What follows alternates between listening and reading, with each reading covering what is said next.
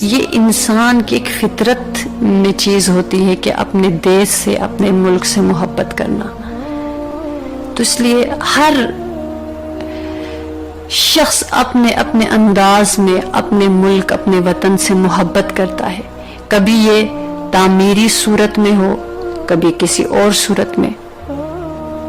تو یہ جو اندر محبت ہوتی نا، اپنے ملک کی چاہت، پیار اور اس سے محبت، یہ ایک فطری چیز ہے، یہ ایک فطری جذبہ ہے، یہ ایک خواہش ہے.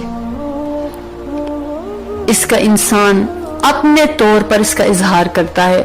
اگرچہ دیکھیے کہ بہت سے معاملات ایسے ہوتے ہیں جن میں ہم سمجھتے ہیں کہ یہ میری ذمہ داری نہیں ہے، یہ میرا کام نہیں ہے، لیکن یقین جانیے گا کہ اپنے ملک کو بچانے کے لیے لڑنا یہ بھی بہت بڑا ثواب، کیا جہاد ہے.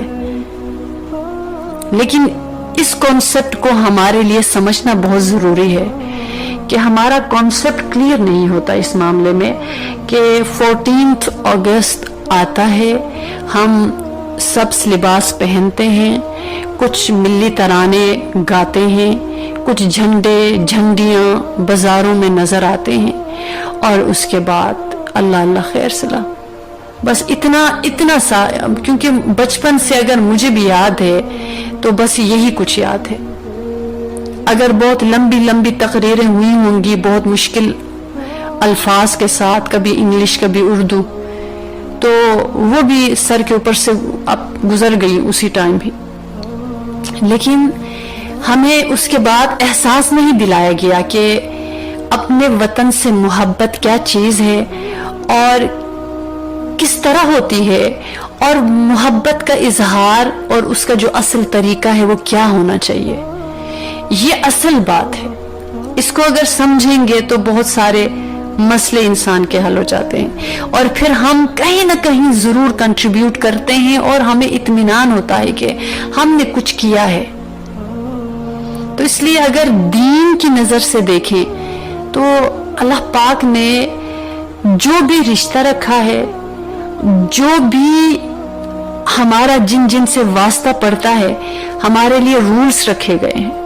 ایسا نہیں ہے کہ ایسے بے لگام چھوڑا گیا ہے. جب دو انسانوں کے آپس میں تعلقات ہیں، ان کے اندر کے حقوق ہیں، تو ملک تو بہت ہمیں پروٹیکٹ کرتا ہے نا ایک طرح سے، کہ ہم سکون سے سوتے ہیں، سکون سے اٹھتے ہیں، سکون سے بیٹھتے ہیں، ہماری پہچان ہوتی ہے، ہمارے والدین کے نام ہوتے ہیں، لوگ ان کی عزت کرتے ہیں، ہم مساجد کے پاس سے گزرتے ہیں، ہمیں اذان کی آواز آتی ہے، ہمیں کوئی چھیڑتا نہیں ہے، ہمیں کوئی تنگ نہیں کرتا، ہمیں کوئی یہ نہیں کہتا کہ تم نکل جاؤ اس ملک سے، تم نکل جاؤ یہاں سے. الحمدللہ کبھی ایسا واسطہ ہمیں پیش نہیں آیا. اگر ہم یہ دیکھنا چاہیں نا تو ذرا سا اپنے ہی پڑوس کا ملک ہے انڈیا، وہاں پہ حالات دیکھیں.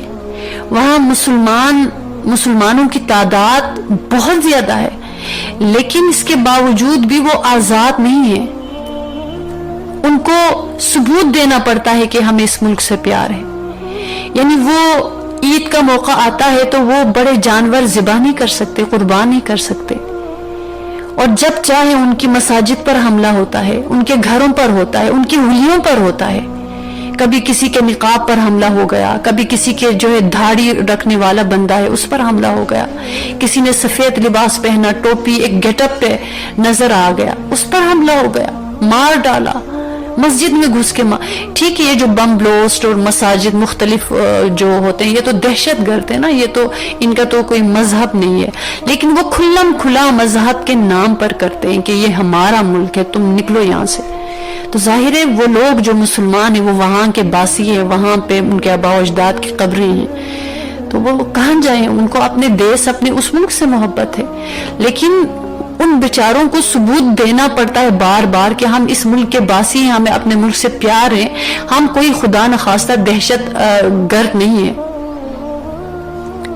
لیکن پھر بھی ہر تھوڑے سے عرصے کے بعد ہندو مسلم فسادات، یہ ساری چیزیں سامنے آتی رہتی ہیں. تو وہاں پہ اپنے ملک کی، اپنے دیش کی قدر ہوتی ہے ہمیں، کہ یہ جو اس کو حاصل کیا گیا، یہ کتنا بڑا احسان کیا ہم پر جناح رحمت اللہ علیہ نے۔ یہ الگ بات ہے کہ ان کے ساتھ کسی نے انصاف نہیں کیا بعد میں۔ ہمیں اس حد تک ان کی قدر ہے کہ جب ہم اپنے نوٹ نکال کر دیکھتے ہیں تو اس کے اوپر تصویر ہوتی ہے، ہم کہتے ہیں کہ جی یہ تو جناح والی تصویر ہے اور اس سے کچھ زیادہ اچھا آئے گا۔ اس سے آگے پیچھے ہمیں کچھ نہیں پتا، بلکہ اختلافات ہوتے ہیں اس پہ بھی، جیسے اور جگہوں پہ کہ کیا ان کی تعریف کرنی چاہیے نہیں کرنی چاہیے، وہ تو ایسے تھے، وہ تو یوں تھے۔ تو ہر جگہ ہم بٹے ہوئے ہوتے ہیں۔ مجھے اتنی حیرت ہوئی کہ یہ جو کچھ عرصہ پہلے ایک بچی جو ہے وہاں پہ، ایک اسٹوڈنٹ، وہ نقاب کر کے جا رہی تھی، تو اتنے سارے ہندو اس کو روکنے کے لیے آگے آ گئے، اور پھر وہ لڑکی، کافی یہ چیز وائرل ہو رہی تھی پچھلے عرصے میں، تو وہاں پہ پھر کس طرح پابندی بچیوں کے اوپر تھی کہ جو ہے وہ اپنے گھروں سے اسکارف کر کے آتی تھی، اور گیٹ پہ جو ان کا کوئی بھی ادارہ ہوتا تھا اسکول کا، تو اس سے ان کے جو ہے وہ اسکارف اتارے جاتے تھے۔ تو کیا کرے، پڑھنا بھی ہے، لیکن جن کا ہوا کہ نہیں ہم اپنی عزت اور حیا کا سودا نہیں کر سکتے، تو وہ گھروں میں بچیاں بیٹھ گئی۔ کتنے ایسے واقعات ہیں جو کہ ان میں سے بہت تھوڑے واقعات ہم تک پہنچتے۔ ماشاءاللہ اللہ پاک نے ہمیں یہ وطن دیا، ہمیں یہ ملک دیا۔ کبھی جیسے ہم سنتے ہیں نا کہ ہم کیا آزاد ہیں، ہم تو غلام ہیں، ابھی ہمیں اللہ معاف کرے، ہم ان حالات سے دوچار نہیں ہونا پڑا جو شام کے ساتھ ہوا، جو عراق کے ساتھ ہوا، اور جو کشمیر کے ساتھ ہو رہا ہے۔ ہمارے ساتھ پتہ نہیں کیا کیا ہوتا، ماؤں کے دوپٹے محفوظ نہیں، چھوٹے بچے یتیم ہیں، اور بڑوں کی زندگیاں، مردوں کی زندگیاں محفوظ نہیں۔ تو ہم کہتے ہیں کہ اس ملک نے ہمیں کیا دیا، ہم تو غلام ہیں، ہم تو آزاد نہیں ہیں۔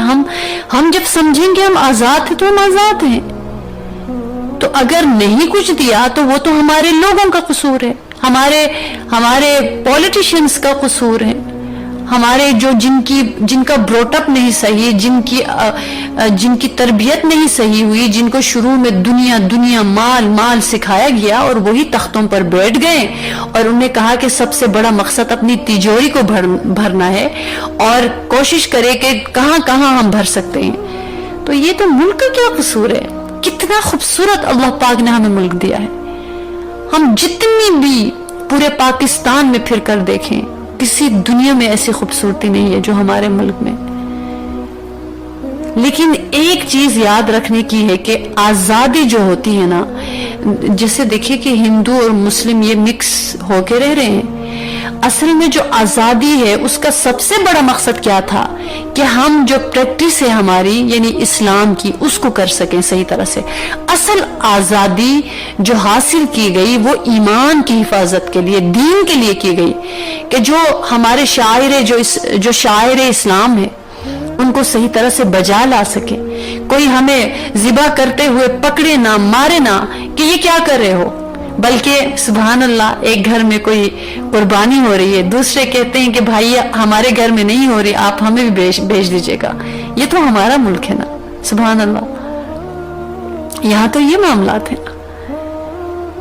تو ایک تو اس بات کو سمجھیں ہم کہ آزادی کس چیز کا، کس نعمت کا نام ہے۔ اگر ہم کوئی ترانہ سنتے ہیں، یا کوئی ایک بات، کوئی ایک واقعہ سنتے ہیں، یا یہ کہ بہت پیچھے جا کے ان واقعات پر غور کرتے ہیں، آپ پڑھ کر تو دیکھیے وہ کتابیں کہ کیا ہوا تھا۔ یعنی کئی دفعہ ایسا بھی ہوا کہ وہاں سے جو بھی ٹرین آئی ہے بھر کے آئی ہے، لیکن پاکستان پہنچتے پہنچتے اس میں ایک بھی بندہ زندہ نہیں تھا، اتنی شہادتیں ہوئی ہیں۔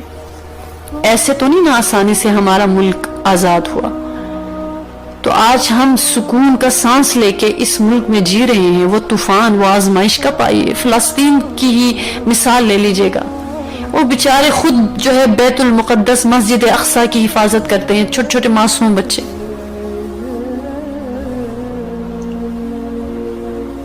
وہاں کون ہے؟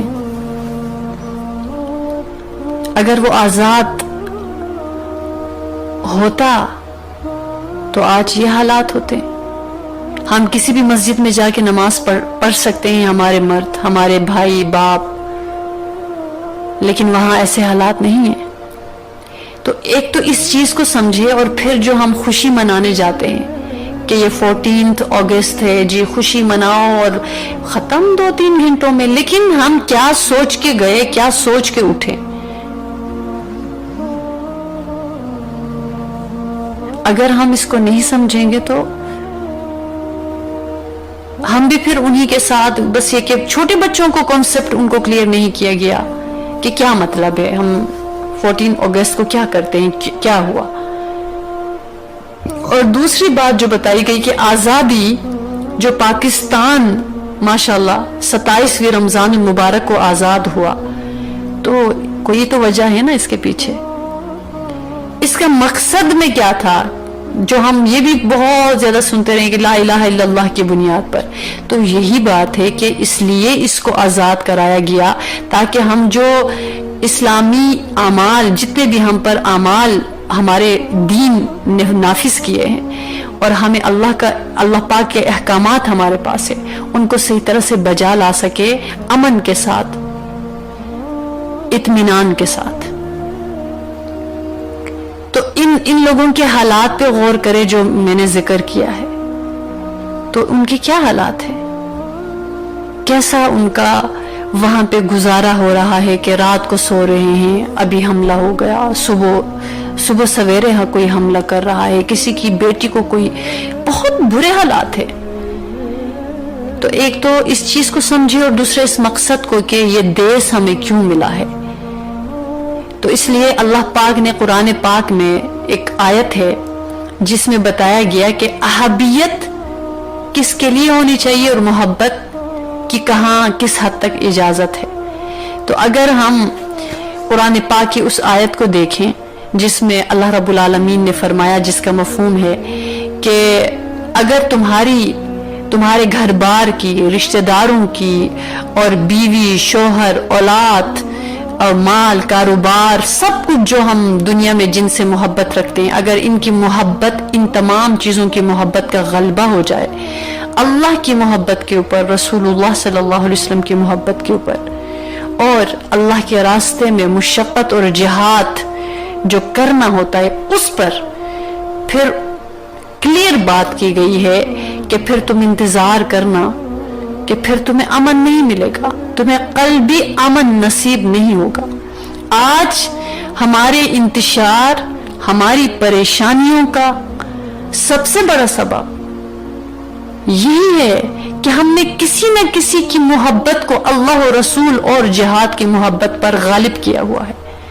اگر اس جگہ اس محبت کو بیلنس کرتے ہیں نا، پھر معاملہ ٹھیک ہو جاتا ہے. پاکستان ایسی زمین روشنی، چلتا رہے یہ کارواں، دل دل پاکستان، جا جا پاکستان، دل دل پاکستان، جا جا پاکستان.